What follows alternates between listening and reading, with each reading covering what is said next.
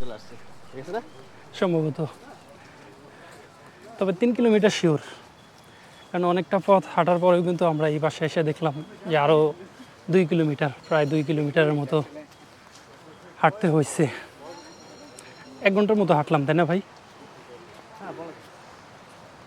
ও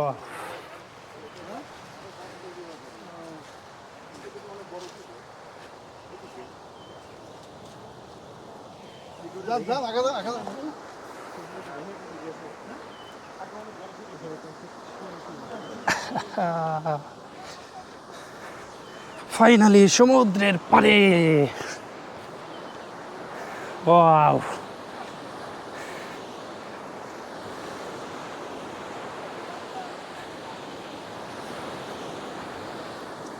তেজদীপ্ত সূর্য already উঠে গেছে। এখন 6:45 বাজে। আমরা কিন্তু 5:30-এ রওনা দিয়েছিলাম আমাদের যে শিপ আছে, শিপ থেকে ট্রলারে করে জামতলা ঘাট, জামতলা ঘাট থেকে 3 কিলোমিটার হেঁটে জামতলা সি বিচে চলে আসলাম। এটা কিন্তু আমাদের যে বঙ্গোপসাগর যেটি আছে কক্সবাজারে বা আমরা যে সেন্ট মার্টিনে যাই, সেটারই কিন্তু এটা অংশ। এই সমুদ্রের এই গর্জন কিন্তু আমরা অনেক দূর থেকে শুনতে পাচ্ছিলাম। প্রথমে ভেবেছিলাম হয়তো বা কোনো শিপ বা ট্রলারের শব্দ আসতেছিল, কিন্তু কিছুক্ষণ পরেই মনে হলো যে না, এটা আসলে সমুদ্রের গর্জন। তো বনের ভিতর থেকে খানিকটা দূর থেকে আমরা এই পানি দেখতেছিলাম। দেখেন, বেশ ভালো পর্যটক, কিন্তু অনেকেই সকাল সকাল চলে আসছেন।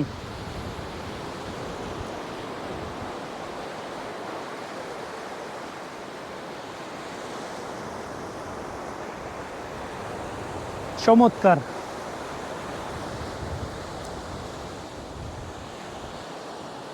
গাছের দেখেন শিকড় বাকড় কিন্তু সব বের হয়ে গেছে, আর গাছগুলো কিন্তু এভাবেই নিজেদের জীবন দিয়ে আমাদের রক্ষা করেন।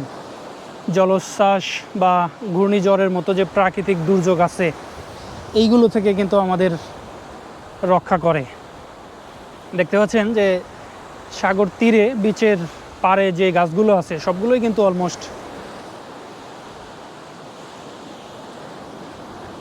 শিকড় বের হয়ে গেছে।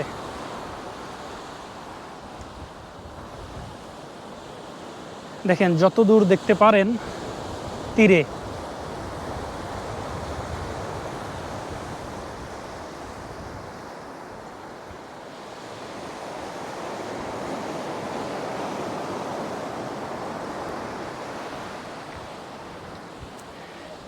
একের ভিতর কিন্তু দুই হয়ে গেল। একে আমরা সুন্দরবন দেখলাম, পাশাপাশি এই যে সমুদ্র সৈকত, এটা কিন্তু বোনাস।